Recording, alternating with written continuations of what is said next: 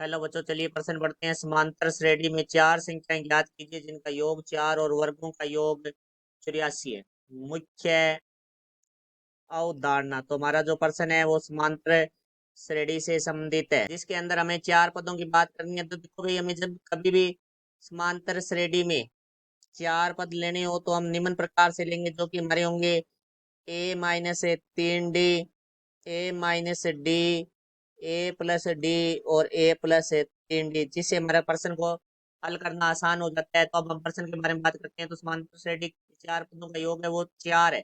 तो यहाँ से देखो भाई, ए माइनस 3D प्लस ए माइनस डी प्लस ए प्लस डी प्लस ए प्लस 3D बराबर हमारा है 4। तो यहाँ देखो भाई, डी से तो हमारा डी कट गया, 3D से हमारा 3D कट गया।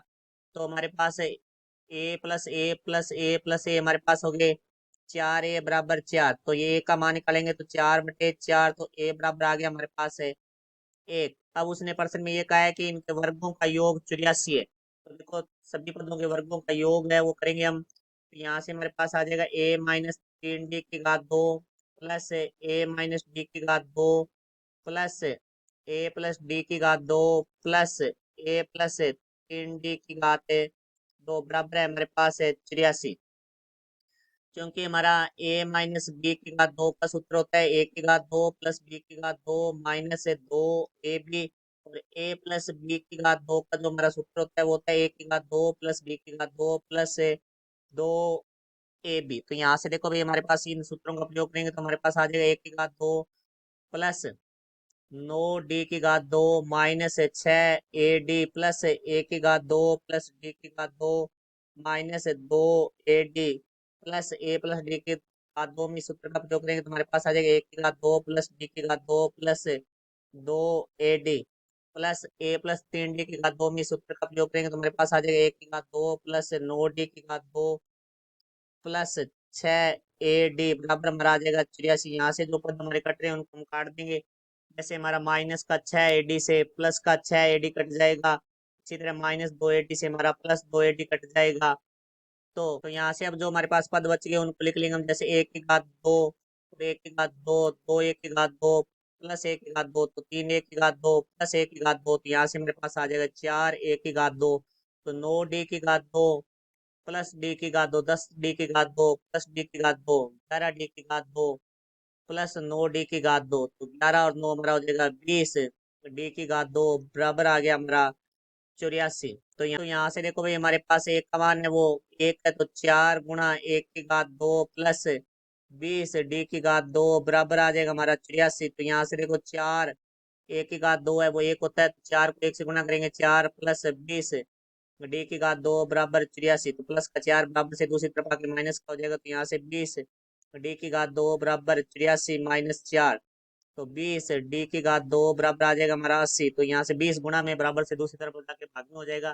तो D की घात 2 बराबर 80/20। तो D की घात 2 बराबर हमारा आ गया 4। तो हम दोनों तरफ वर्गमूल करेंगे तो D बराबर हमारा आ जाएगा प्लस माइनस 2। तो देखो, यदि हम D का मान लेते हैं प्लस का 2, तो जो हमारी समांतर श्रेणी है जो हमने मानी थी वो थी ए माइनस 3D कोमा ए माइनस डी कोमा ए प्लस डी कोमा ए प्लस 3D।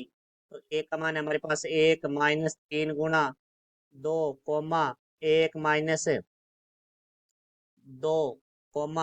+ 2 कोमा 1 + 3 गुणा डी का मान 2 रखेंगे तो यहाँ से आ जाएगा हमारे पास 1 - 3 × 6, 1 - 6 हमारा हो जाएगा -5, 1 - 2 हो जाएगा हमारा -1, 1 और 2 हो जाएगा हमारा 3, और 1 + 3 × 6, तो 1 + 6 हो जाएगा हमारा 7। तो ये हमारी एक समांतर श्रेणी के चार पद होंगे। और दूसरी स्थिति हम लेते हैं, यदि डी बराबर है -2, तो जो हमारी समांतर श्रेणी है वो होगी, तो ए का मान है हमारा 1, तो 1 - 3 गुणा में आ जाएगा -2 कोमा 1 - डी का मान आ जाएगा -2 कोमा 1 प्लस डी का मान आ जाएगा -2 कोमा 1 + 3 गुणा में डी की जगह आ जाएगा हमारे पास -2। तो इसमें यहाँ से हल करेंगे तो देखो हमारे पास आएगा 1 माइनस माइनस प्लस 6। तो यहाँ से आ जाएगा 1 +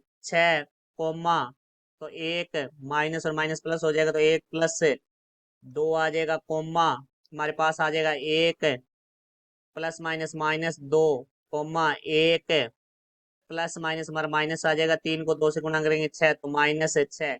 तो यहाँ से हमारी जो समांतर श्रेणी है वो बनेगी 7, 3, -1, तो हमारे डी का मान यदि प्लस का 2 लेते हैं तो हमारी समांतर श्रेणी होगी -5, -1, -3, 7, और यदि हम डी का मान माइनस का 2 लेते हैं तो हमारे समांतर श्रेणी के 4 पद होंगे, 7, 3, -1, -5। ये हमारे प्रश्न का उत्तर हुआ। आशा करता हूँ समझ आया होगा। धन्यवाद।